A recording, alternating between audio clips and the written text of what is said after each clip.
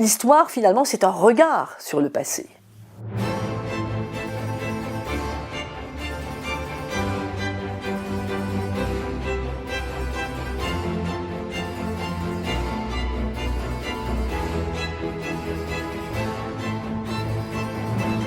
Bien sûr, il y a des phases et des dates, mais ce qui est important, c'est de comprendre comment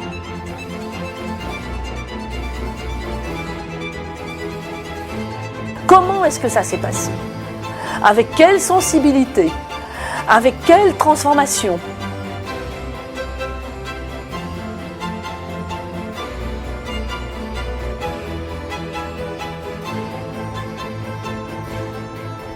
L'histoire est vivante, le podcast d'histoire-géographie des collégiens.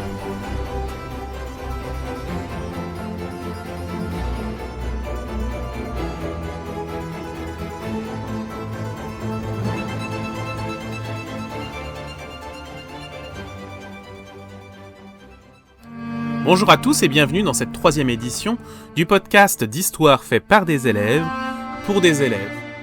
Cette année, les 5e ont à nouveau travaillé sur un ensemble de sujets qu'ils ont choisis afin de vous présenter ces différents exposés sur les périodes de l'histoire qui ont été abordées durant le programme de 5e. Dans ce 4e épisode, nous nous intéresserons à Jeanne d'Albret, reine de Navarre et mère du futur Henri IV.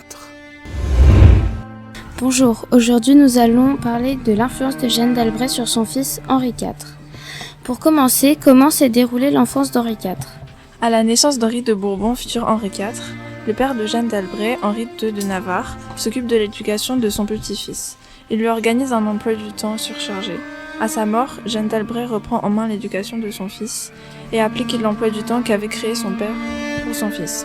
Elle l'élève dans la foi protestante, mais il sera obligé de se convertir au catholicisme pour devenir roi de France. Tout au long de sa vie, elle fait preuve d'un grand courage, ce qui force l'admiration de son fils et incite Henri à respecter ses jugements. Elle a ainsi une grande influence sur lui, influence qu'elle conserve jusqu'à la fin de sa vie. Ensuite, quelle a été l'éducation d'Henri IV ? Elle le surveille de près, mais peut malgré tout lui offrir de superbes cadeaux comme un cheval d'Espagne. Elle lui rend la vie difficile, sa nourriture est peu variée et il ne dort pas beaucoup.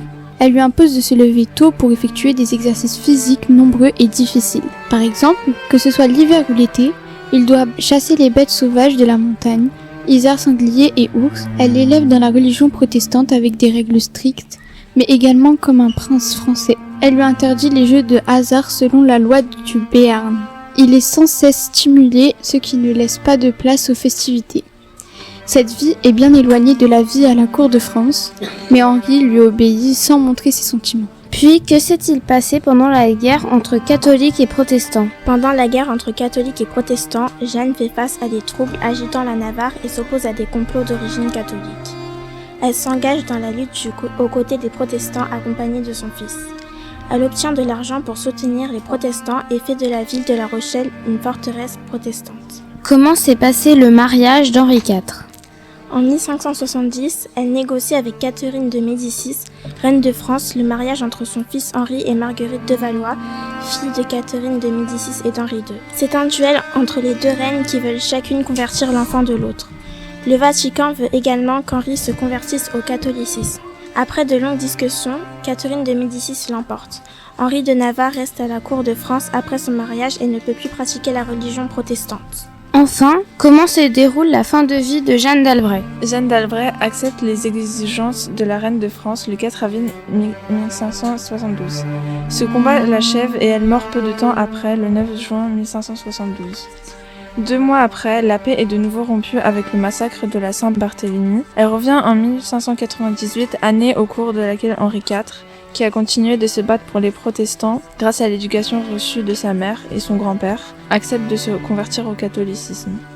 Il publie l'édit de Nantes le 13 avril 1598, édit qui accorde aux protestants des droits en France.